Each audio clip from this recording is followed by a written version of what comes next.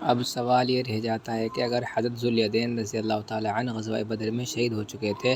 تو حضرت ابو ہریرہ رضی اللہ تعالیٰ عنہ نے ذوالیدین کے واقعے میں یہ کیسے فرمایا کہ صلی بنا النبی صلی اللہ علیہ وسلم؟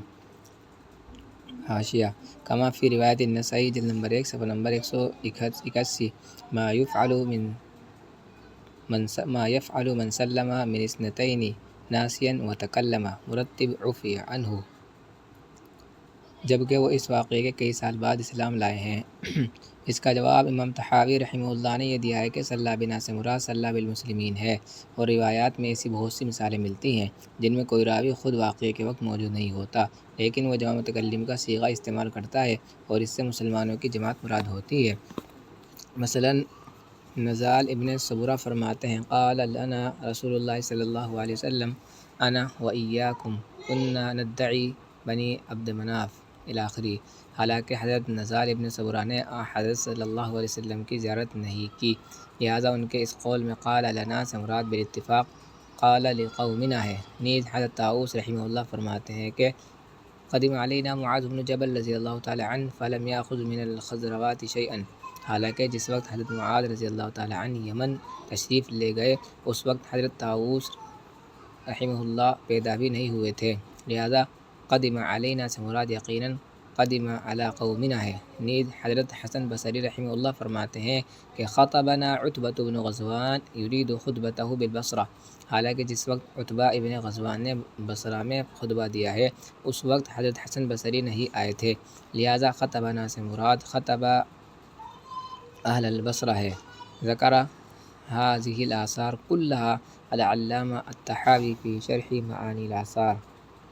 فراجع لهذه الآثار المجلد الاول منہ صفحہ نمبر 218 مرتب عفی عنہ۔ نیز یہود مدینہ کے اخراج کے بارے میں خود حضرت ابو ہریرہ رضی اللہ تعالیٰ عنہ سے مروی ہے بینا نحن، سنن ابی داؤد جلد نمبر 2 صفحہ نمبر 423، کتاب الخراج والفیء والامارہ، باب کیف کان اخراج الیہود من المدینہ مرتب عفی عنہ۔ بینا نحن فی المسجد اذ خرج الینا رسول اللہ صلی اللہ علیہ وسلم فقال انطلقوا الی یہود، حالانکہ حضرت ابو ہریرہ رضی اللہ تعالیٰ عنہ بنو قریظہ کے بہت بعد اسلام لائے۔ حضرت مولانا بن نوری رحمہ اللہ نے معارف السنن میں راجع جلد نمبر 3 صفحہ من صفحہ 512 الی 516 مرتب عفی عنہ۔ مولانا بن نوری رحمہ اللہ نے معارف السنن میں ایسی بہت سی مثالیں پیش کی ہیں جن میں صحابہ کرام رضی اللہ تعالیٰ عنہم نے جمع متکلم کا صیغہ عام مسلمانوں کے معنی میں استعمال کیا ہے اور خود متکلم اس سے خارج ہے۔ یہ صورت حضرت ابو ہریرہ رضی اللہ تعالیٰ عنہ کی ذوالیدین والی روایت میں بھی ہوئی ہے۔ اب صرف ایک روایت رہ جاتی ہے جس میں حضرت ابو ہریرہ رضی اللہ تعالیٰ عنہ کی طرف یہ الفاظ منسوب ہیں کہ بینا انا، کما فی روایت مسلم جلد نمبر 1 صفحہ نمبر 214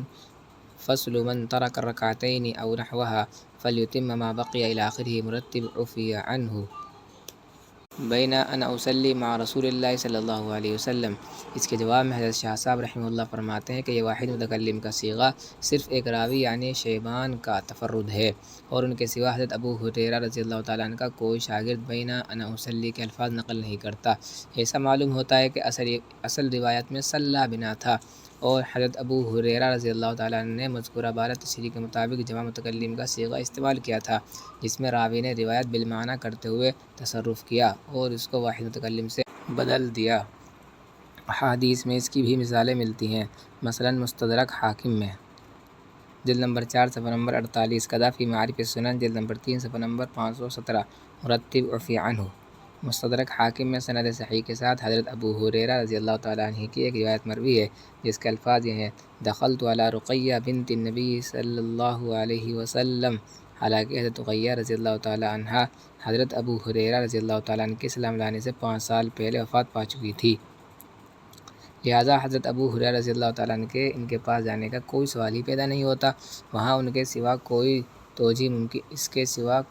ممکن نہیں کہ اصل لفظ دخلنا تھا اور اس کے معنی دخل المسلمون تھے، راوی نے اس میں تصرف کر کے اس کو دخلت بنا دیا۔ حضرت مولانا بن نوری رحمہ اللہ نے معارف السنن میں جلد نمبر 3 صفحہ نمبر 517 مرتب عفی عنہ معارف السنن میں اس طرح کی اور بھی مثالیں پیش کی ہیں، لہذا تنہا یہ واحد متکلم کا صیغہ ان دلائل قطعیہ کو رد نہیں کر سکتا جو اس واقعے کے سن 2 ہجری سے قبل واقع ہونے پر دال ہے۔ پھر حضرت شاہ صاحب رحمہ اللہ فرماتے ہیں کہ میرے پاس اور بھی متعدد ایسے دلائل موجود ہیں جن سے یہ معلوم ہوتا ہے کہ حضرت ذوالیدین کا واقعہ سن 2 ہجری سے کافی پہلے پیش آیا تھا۔ مثلاً یہ کہ صحیحہ کی روایات میں مروی ہے کہ حضرت صلی اللہ علیہ وسلم جب 2 رکعتوں پر سلام پھیر چکے فقام، حاشیہ صحیح بخاری جلد نمبر 1 صفحہ نمبر 69، باب تشبیک الاصابع فی المسجد وغیرہ، کتاب الصلاۃ، اور مسلم کی روایت میں یہ الفاظ ہیں ثم اتی جزعا فی قبلۃ المسجد واستند الیہا مغضبا، جلد نمبر 1 صفحہ نمبر 213، باب السہو فی الصلاۃ والسجود، مرتب عفی عنہ فقام الی خشبۃ معروضۃ فی المسجد فاتکأ علیہا کأنہ غضبان۔ اور مسند احمد کی روایت سے معلوم ہوتا ہے کہ خشبہ معروضہ استوانہ حنانہ تھا، حاشیہ چنانچہ مسند احمد جلد نمبر 2 صفحہ نمبر 248 کی روایت کے الفاظ یہ ہیں ثم اتی جزعا فی قبلۃ المسجد کان یسندہ الیہ ظہرہ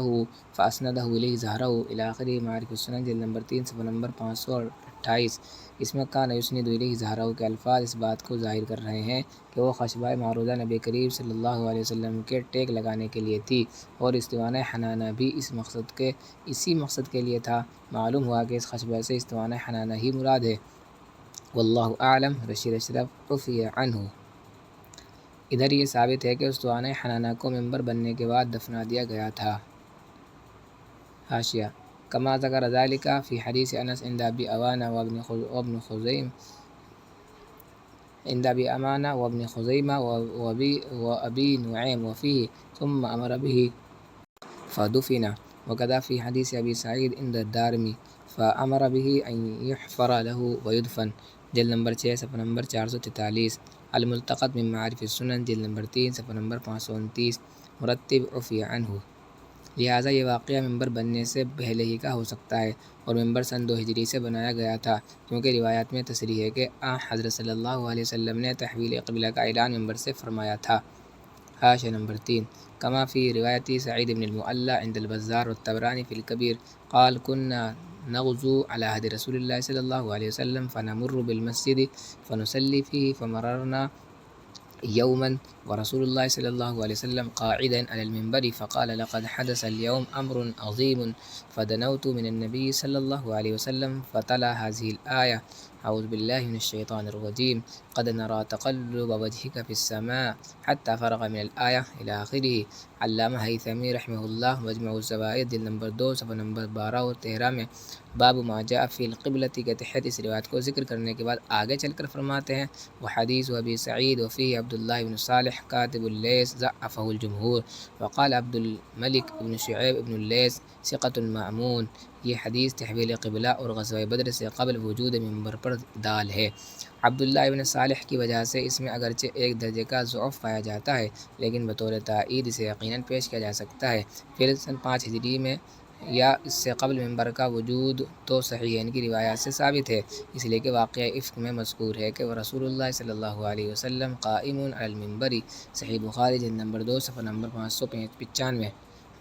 کتاب المغازی باب حدیث الافک، اور واقعہ افک سن 5 ہجری میں پیش آیا۔ بہرحال ثبوت ممبر خواہ سن 5 ہجری میں ہو یا سن 2 ہجری میں یا اس سے قبل، بہر صورت اس بات کی دلیل ہے کہ ذوالیدین کے واقعے میں حضرت ابو ہریرہ رضی اللہ تعالیٰ عنہ خود موجود نہ تھے، اس لیے کہ وہ بالاتفاق سن 7 ہجری میں مشرف باسلام ہوئے۔ واللہ اعلم، رشید اشرف عفی عنہ۔ اور تحویل قبلہ سن 2 ہجری میں ہوئی، حاشیہ نمبر 4، اس لیے کہ روایات میں تصریح ہے کہ ہجرت کے بعد 16 یا 17 مہینے تک نبی کریم صلی اللہ علیہ وسلم نے بیت المقدس کی طرف منہ کر کے نمازیں ادا فرمائیں۔ اس کے بعد تحویل قبلہ کا حکم نازل ہوا اور بیت اللہ شریف کی طرف منہ کر کے نمازیں ادا کی جانے لگی، چنانچہ حضرت ابن عباس رضی اللہ تعالیٰ عنہما سے مروی ہے قال کان رسول اللہ صلی اللہ علیہ وسلم یصلی وهو بمکہ نحو بیت المقدس والکعبہ بین یدیہ وبعدها ما هاجر الى المدینہ 16 شهرا ثم صرف الى الكعبة، رواہ احمد والطبرانی فی الکبیر والبزار ورجال الصحیح، کذا فی مجمع الزوائد جلد نمبر 2 صفحہ نمبر 12، باب ما جاء فی القبلہ والتفصیل قد مضى فی باب ما جاء فی ابتداء القبلہ رشید اشرف عفی عنہ۔ لہٰذا ذوالیدین کا واقعہ لازماً سن 2 ہجری سے پہلے کا ہے اور نسخ کلام کے حدیث اس کے لیے بھی ناسخ ہے۔ یہ ساری بحث حدیث باب کے ایک جواب پر مبنی تھی، یعنی یہ کہ ذوالیدین کا واقعہ منسوخ ہے۔ بعض حضرات نے اس حدیث کا دوسری طرح جواب دیا ہے اور وہ یہ کہ یہ حدیث مضطرب المتن ہے، چنانچہ بعض روایات میں ہے کہ یہ ظہور کا واقعہ تھا۔ کما فی الصحیح مسلم فی روایت ابی ہریرہ ان رسول اللہ صلی اللہ علیہ وسلم صلی رکعتین من صلاۃ الظہر ثم سلم، جلد نمبر 1 صفحہ نمبر 214، باب السہو فی الصلاۃ والسجود مرتب عفا اللہ عنہ۔ اور بعض سے معلوم ہوتا ہے کہ واقعہ عصر کی نماز میں پیش آیا تھا۔ کما فی روایت مسلم من حدیث ابی ہریرہ صلی لنا رسول اللہ صلی اللہ علیہ وسلم صلاۃ العصر فسلم رکعتین، جلد نمبر 1 صفحہ نمبر 213۔ اور بعض روایات میں احدی صلاتي العشاء، حاشیہ نمبر 3، العشی ہوا بفتح العین وکسر الشین وتشدید الياء۔ قال الازہری العشی عند العرب ما بین زوال الشمس وغروبها، کذا فی شرح صحیح مسلم للنووی، جلد نمبر 1 صفحہ نمبر 213، مرتب عفی عنہ کے الفاظ آئے ہیں۔ کما فی بعض روایات الصحیحین انظر الصحیح البخاری، جلد نمبر 1 صفحہ نمبر 164، باب یکبر فی سجدتی السہو، والصحیح مسلم جلد نمبر 1 صفحہ نمبر 213، مرتب تجاوز اللہ عن ذنوبہ الجلیہ والخفیہ۔ بعض میں حضرت ابو ہریرہ رضی اللہ تعالیٰ عنہ نے تصریح کی ہے کہ میں اس نماز کی تعیین بھول گیا۔ نمبر 5، ایقر کو اپنی ناقص تلاش سے کوئی ایسی روایت نہ مل سکی جس میں خود حضرت ابو ہریرہ رضی اللہ تعالیٰ عنہ نے تعیین صلاۃ کے بارے میں اپنے نسیان کی تصریح کی ہو۔ مرتب عفی عنہ۔ پھر بعض میں محمد بن سیرین رحمہ اللہ فرماتے ہیں کہ حضرت ابو ہریرہ رضی اللہ تعالیٰ عنہ نے تو متعین کر کے بتلا دیا تھا کہ کون سی نماز تھی، لیکن میں بھول گیا۔ حاشیہ نمبر 6، کما فی البخاری فی صحیحہ، جلد نمبر 1 صفحہ نمبر 69، باب تشبیک الاصابع فی المسجد وغیرہ، کتاب الصلاۃ، مرتب عفی عنہ۔ پھر اس میں بھی اضطراب پایا جاتا ہے کہ نبی کریم صلی اللہ علیہ وسلم نے کون سی رکعت پر ساون سلام پھیرا تھا۔ حضرت ابو ہریرہ رضی اللہ تعالیٰ عنہ کی روایت میں 2 رکعتوں پر سلام پھیرنا مذکور ہے، کما فی روایت الباب ایضاً، اور حضرت عمران بن حسین کی روایت صحیح مسلم جلد نمبر 1 صفحہ نمبر 164، باب یکبر فی سجدتی السہو، مرتب عفی عنہ۔ حضرت عمران بن حسین کی روایت میں 3 رکعتوں پر سلام پھیرنا مذکور ہے۔ پھر اس میں بھی اضطراب ہے کہ آپ ساہیاً سلام پھیرنے کے بعد کہاں تشریف لے گئے۔ حضرت ابو ہریرہ رضی اللہ تعالیٰ عنہ کی روایت میں ہے ثم قام، صحیح بخاری جلد نمبر 1 صفحہ نمبر 164، باب یکبر فی سجدتی السہو، مرتب عفی عنہ، قام الی خشبۃ فی مقدم المسجد فوضع یدہ علیہا۔ اس سے معلوم ہوتا ہے کہ آپ صرف خشبہ معروضہ تک تشریف لے گئے تھے، پھر لوگوں کے کہنے پر واپس تشریف لائے، اور حضرت عمران بن حسین کی روایت سے معلوم ہوتا ہے کما فی روایت مسلم جلد نمبر 1 صفحہ نمبر 214، ثم قام الحجرہ الی آخرہ، مرتب عفی عنہ، کہ آپ حجرے میں داخل ہو گئے تھے۔ نیز اس میں بھی اضطراب ہے کہ بقیہ نماز پوری کرنے کے بعد آپ صلی اللہ علیہ وسلم نے سجدہ سہو فرمایا یا نہیں۔ بعض روایات میں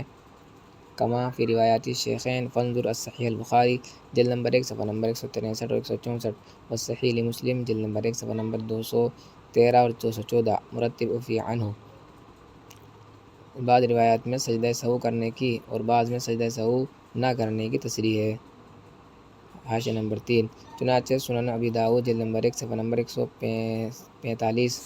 باب سجدتی السہو میں حضرت ابو ہریرہ رضی اللہ تعالیٰ عنہ کی ایک روایت سند صحیح، قال حدثنا اسماعیل قال اخبرنا شبابہ قال اخبرنا ابن ابی ذئب عن ابن ابی سعید المقبری عن ابی ہریرہ رضی اللہ عنہ کے ساتھ مروی ہے۔ اس میں حضرت ابو ہریرہ رضی اللہ تعالیٰ عنہ فرماتے ہیں فرکع رکعتین آخرین ثم انصرف ولم یسجد سجدتی السہو۔ نیز سنن نسائی جلد نمبر 1 صفحہ نمبر 183، کتاب السہو، باب ما یفعل من سلم من اثنتین ناسیا وتکلم، ذکر الاختلاف علی ابی ہریرہ رضی اللہ عنہ فی السجدتین کی ایک روایت میں بھی عدم سجود ہی کی تصریح کی ہے۔ عن ابی ہریرہ رضی اللہ عنہ انہ قال لم یسجد رسول اللہ صلی اللہ علیہ وسلم یومئذ قبل السلام ولا بعدہ، مرتب عفی عنہ۔ یہ اضطرابات۔ حاشیہ نمبر 4، علیک ان تطالع لتفاصیل الاصطلاح فتح المغیث جلد نمبر 1 صفحہ نمبر 225 طبع المدینہ المنورہ 1388 ہجری وآثار السنن مع التعلیق الحسن من صفحہ 140 الی صفحہ 142 ومعارف السنن جلد نمبر 3 صفحہ نمبر 536 اور 527 مرتب عفی عنہ۔ یہ اضطرابات اتنے شدید ہیں کہ بعض محدثین نے اس واقعے کو ان اضطرابات میں شمار کیا ہے جن کی تطبیق ممکن نہیں۔ حاشیہ: بعض حضرات نے اسے تعدد واقعات پر محمول کرتے ہوئے کہا ہے کہ حضرت ابو ہریرہ رضی اللہ تعالیٰ عنہ کی روایت میں جو ظہور اور اثر کا اختلاف ہے، در حقیقت وہ دو مختلف واقعے ہیں، اور حضرت عمران بن حسین رضی اللہ تعالیٰ عنہ جس واقعے کو بیان کرتے ہیں وہ ایک تیسرا واقعہ ہے۔ علامہ نووی رحمہ اللہ آثار السنن جلد نمبر 1 صفحہ نمبر 144 میں اس کے بارے میں فرماتے ہیں: ھذا قول لا يرتضيه الناظر وإلا يطمئن به الخاطر لأن السائل وسياق سؤاله وسياق ما أجاب به النبي صلى الله عليه وسلم وما استفهم به الصحابة كل ذلك متحد في هذه الروايات، وقد كان ابن سيرين يرى التوحد بين حديث أبي هريرة وعمران رضي الله عنهما۔ چنانچہ سنن ابی داؤد جلد نمبر 1 صفحہ نمبر 144 باب السجدتي السهو میں حضرت ابو ہریرہ رضی اللہ تعالیٰ عنہ کی روایت کے بعد مذکور ہے کہ فقیل لمحمد ابن سیرین مرتب سلم عیس النبی صلی اللہ علیہ وسلم فی السهو فقال لم احفظه من ابی ہریرہ رضی اللہ عنہ ولكن نبئت ان عمران بن حسین قال ثم سلم۔ اس سے واضح ہے کہ محمد بن سیرین کے نزدیک حضرت ابو ہریرہ رضی اللہ تعالیٰ عنہ اور حضرت عمران بن حسین رضی اللہ تعالیٰ عنہ کی روایت ایک ہی واقعے سے متعلق ہے۔ واللہ اعلم۔ رشید اشرف بصرہ الیہ بعیوب نفسہ وجعل یومہ خیرا من امسہ۔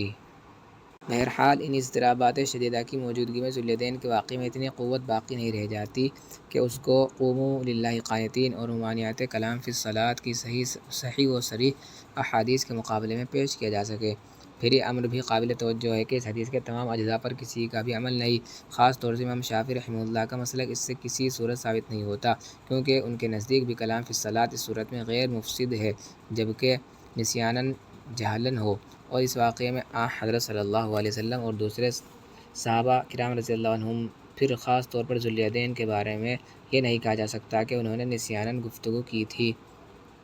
حاشیہ: پھر حضرات صحابہ کرام رضی اللہ عنہم کی گفتگو کو جہل عن الحکم پر بھی محمول نہیں کیا جا سکتا، اس لیے کہ بقول شوافع ذوالیدین کا واقعہ نص کلام فی الصلاۃ کے بعد پیش آیا۔ ایسی صورت میں اس جماعت کی گفتگو کو جو حضرات شیخین اور دوسرے جلیل القدر صحابہ کرام رضی اللہ تعالیٰ عنہم پر مشتمل ہو، حرمت کلام کے حکم سے بے خبری پر محمول نہیں کیا جا سکتا، اور اس واقعے میں تکلم تمام یا بیشتر صحابہ کرام سے ثابت ہے۔ چنانچہ بخاری رحمہ اللہ کی روایت میں ہے: وقال ای النبی صلی اللہ علیہ وسلم احق ما یقول قالوا نعم جلد نمبر 1 احق ما یقول قالوا نعم جلد نمبر 1 صفحہ نمبر 163 باب اذا سلم فی الرکعتین او فی ثلث فسجد سجدتین الی آخرہ۔ نیز مسلم جلد نمبر 1 صفحہ نمبر 213 باب السہو فی الصلاۃ والسجود کی ایک روایت میں یہ الفاظ ہیں: فقال ما یقول ذوالیدین قالوا صدق لم تصلی الا رکعتین۔ رشید اشرف صیفی عفی عنہ۔ اس کے علاوہ اس واقعے میں حضرت صلی اللہ علیہ وسلم کا خشبہ معروضہ تک تشریف لے جانا، بلکہ حجرے میں داخل ہو جانا اور وہاں سے واپس آنا، یہاں تک کہ بعض سرعان الناس کا سرعان الناس بفتح السین والراء سرعان الناس والمسرعون الى الخروج وقیل بضم السین وسکون الراء سرعان جمع سریع كقفیز وقفزان۔ مرتب عفی عنہ۔ سرعان الناس یا سرعان الناس کا مسجد سے باہر نکل جانا ثابت ہے، کما فی الصحیحین انظر الصحیح البخاری جلد نمبر 1 صفحہ نمبر 164 باب یکبر فی سجدتي السهو، والصحیح مسلم جلد نمبر 1 صفحہ نمبر 213 مرتب عفی عنہ،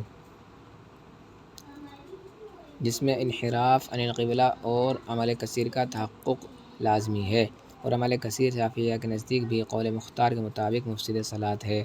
قال النووی فأما فعل الأناس في الصلاة إذا كثر ففيه طريقان أشهرهما وفيه قطع المصنف الجمهور تبطل الصلاة ووجها واحدا، والثاني فيه وجهان ككلام الناس حكاه صاحب التتمة، وقال الأصح إنه لا تبطل لحديث الصحيح في قصة ذي اليدين المجموع شرح المهذب جلد نمبر 4 صفحہ نمبر 2627. فعلى قول صاحب التتمة لا يرد هذا الاعتراض على الشافعية مرتب عفي عنه. بہرحال جب اس واقعے کے یہ اجزاء متروک العمل ہو سکتے ہیں تو صرف کلام ہی کا کیوں معمور بھی ہو. خلاصہ یہ ہے کہ ذو الیدین کا واقعہ ایک واقعہ جزیہ ہے جس میں نسخ کا قوی احتمال موجود ہے. حاشیہ: امام طحاوی رحمہ اللہ نے حضرت ذو الیدین کے واقعے کے منسوخ ہونے کی ایک دلیل یہ بیان کی ہے کہ حضرت عمر رضی اللہ عنہ ذو الیدین کے واقعے میں خود موجود تھے. کما تدل علیہ الروایات ففی صحیح البخاری جلد نمبر 1 صفحہ نمبر 164. باب یکبر فی سجدتی السہو وفیہ ابو بکر وعمر فہاباہ ان یکلماہ مرتب. پھر اسی قسم کا واقعہ خود حضرت عمر رضی اللہ تعالیٰ عنہ کے ساتھ ان کے زمانۂ خلافت میں پیش آیا اور حضرت عمر رضی اللہ تعالیٰ عنہ نے 2 رکعات پر سلام پھیر دیا تو ان سے اس بارے میں دریافت کیا گیا تو انہوں نے ارشاد فرمایا: انی جہزت عیرا من العراق فباحمالها واحقابها حتی وردت المدینہ. پھر حضرت عمر رضی اللہ تعالیٰ عنہ نے نئے سرے سے 4 رکعات ان کے ساتھ ادا کی اور اس کی امامت فرمائی. امام طحاوی رحمہ اللہ اس واقعے کو سند کے ساتھ نقل کرنے کے بعد فرماتے ہیں: فدل ترک عمر لما قد علمه من فعل رسول اللہ صلی اللہ علیہ وسلم فی مثل هذا عمله بخلافه على نسخ ذلك عنده وعلى أن الحكم كان في تلك الحادثة في زمنه بخلاف ما كان في يوم ذي اليدين. پھر آگے امام طحاوی رحمہ اللہ فرماتے ہیں: وقد كان فعل عمر رضی اللہ عنہ هذا أيضا بحضرة أصحاب رسول الله صلی اللہ علیہ وسلم الذين قد حضرت بعضهم فعل رسول الله صلی اللہ علیہ وسلم يوم ذي اليدين في صلاته فلم ينكروا ذلك عليه ولم يقولوا له إن رسول الله صلی اللہ علیہ وسلم قد فعل يوم ذي اليدين بخلاف ما فعلت. انظر شرح معانی الآثار جلد نمبر 1 صفحہ نمبر 217. باب الکلام فی الصلاۃ. امام طحاوی رحمہ اللہ کی مذکورہ دلیل سے متعلق مزید کلام معارف السنن جلد نمبر 3 صفحہ نمبر 534 میں ملاحظہ فرمائے: مرتب عفی عنہ. نیز اس میں اضطراب و تعارض بھی بکثرت ہے اور اس کے متعدد اجزاء پر عمل اجتماعی طور سے متروک ہے. ایسی حالت میں اس واقعے کو کسی مستقل فقہی مسئلے کی بنیاد نہیں بنایا جا سکتا. چنانچہ حنفیہ نے اس مسئلے میں بھی اس واقعہ جزئیہ کے بجائے آیت قرآنی اور ان احادیث پر عمل کیا ہے جو قولی ہیں اور قواعد کلیہ بیان کر رہی ہیں. واللہ سبحانہ وتعالی عالم وعلمہ اتم واحکم. ان شئت ان تطالع البحث ملخصا فطالع معارف السنن جلد نمبر 3 من صفحہ 541 الى صفحہ 544. وکن من الشاکرین. مرتب عفی عنہ.